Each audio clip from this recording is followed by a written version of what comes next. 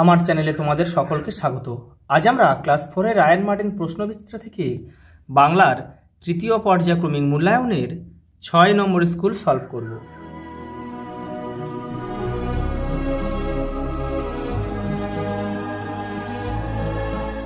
দেখো, আদর্শ ছেলে কবিতাটি কবির নাম সহ প্রথম 4 লাইন মুখস্থ লেখো। দেখো, তোমাদের টেক্সটে 131 নম্বর পেজে আছে, ওখান থেকে তোমরা দেখে নেবে।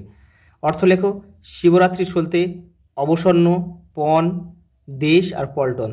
দেখে নাও। দেখো, অর্থ লেখো। দেখো, শিবরাত্রি সলতে মানে একমাত্র অবলম্বন, অবসন্ন মানে ক্লান্ত, শ্রান্ত, দুর্বল। আমি 2-1-3টে করে দিয়েছি, তোমরা এখান থেকে করে নেবে। পণ মানে দেখো প্রতিজ্ঞা, শপথ, বাজি। আর দেশ মানে ঘৃণা, হিংসা হবে, বিদ্বেষ, শত্রুতা। আর পল্টন মানে সৈন্যদল, বাহিনী। পরেরটা দেখো, নিচের শব্দগুলির বিপরীত শব্দ লিখে তা দিয়ে বাক্য রচনা করো। যে বিপরীত শব্দটা লিখতে হবে তা থেকে বাক্য রচনা করতে হবে। দেখে নাও।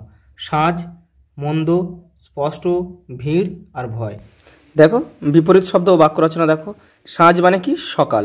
বাক্য রচনা: সকালে সূর্য ওঠে। মন্দ, বিপরীত শব্দ ভালো। দেখো, বাক্য রচনা: ভালো কাজ করলে সবার প্রিয় হওয়া যায়। দেখো, স্পষ্ট, বিপরীত শব্দ দেখো অস্পষ্ট। বাক্য রচনা: অস্পষ্ট লেখা বোঝা কঠিন। ভিড়, দেখো বিপরীত শব্দ ফাঁকা বা নির্জন। বাক্য রচনা: এই রাস্তাটি এখন বেশ ফাঁকা। ভয়, দেখো বিপরীত শব্দ সাহস। বাক্য রচনা: দেখো সাহসের সাথে কাজ করলে সফলতা আসে। পরেরটা দেখো, শব্দযুগলের অর্থ পার্থক্য দেখাও। দ্বীপ, দয় বয় দীর্ঘই পর দ্বীপ মানে চারিদিকে জল বেষ্টিত ভূখণ্ড। আর এই দয় দীর্ঘই পর দ্বীপ মানে প্রদীপ, প্রদীপ বা আলো লেখা যায়। বান, বয়াকার দন্তন বান মানে বন্যা। আর বয়াকার মধ্যে বান মানে তীর, তীর বা স্বর হয়। পরেরটা দেখো, সমার্থক শব্দ লেখো কমপক্ষে 3টি করে। দেখো, চোখ, আকাশ। দেখে নাও। দেখো, চোখ, চক্ষু, নয়ন, আঁখি। আর আকাশ, অম্বর, গগন, নভ। পরেরটা দেখো, শূন্যস্থান পূরণ করো। যেখানে কুস্তিগিরেরা শরীর চর্চা করেন সেই জায়গাটিকে বলা হয় আখড়া।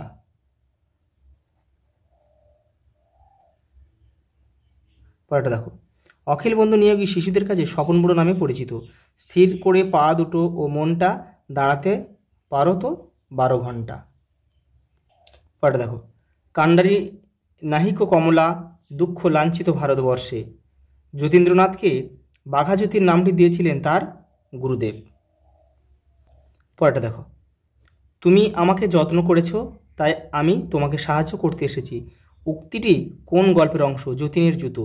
কে কাকে যত্ন করেছে?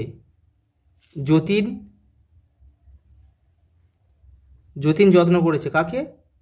ঘুড়িকে। বক্তা তাকে কিভাবে সাহায্য করলো?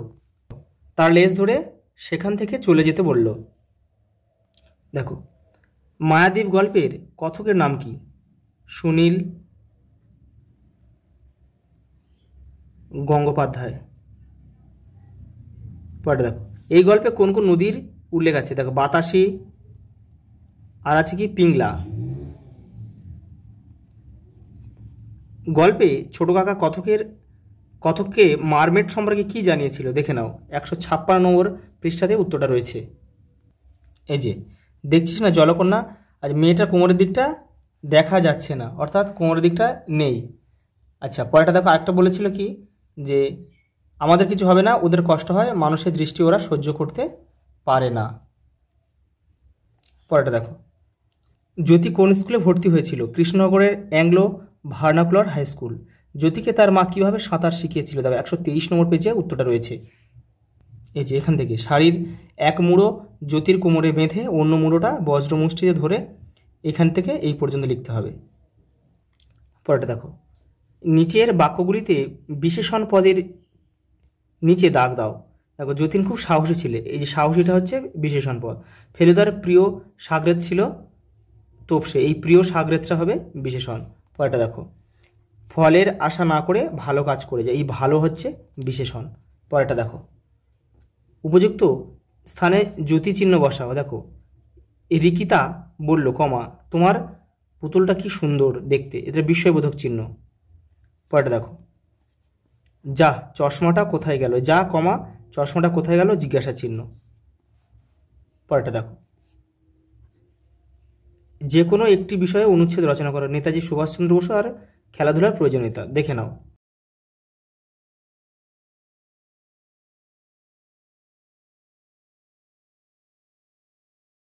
আজ এই পর্যন্ত, দেখা হবে পরের ভিডিওতে।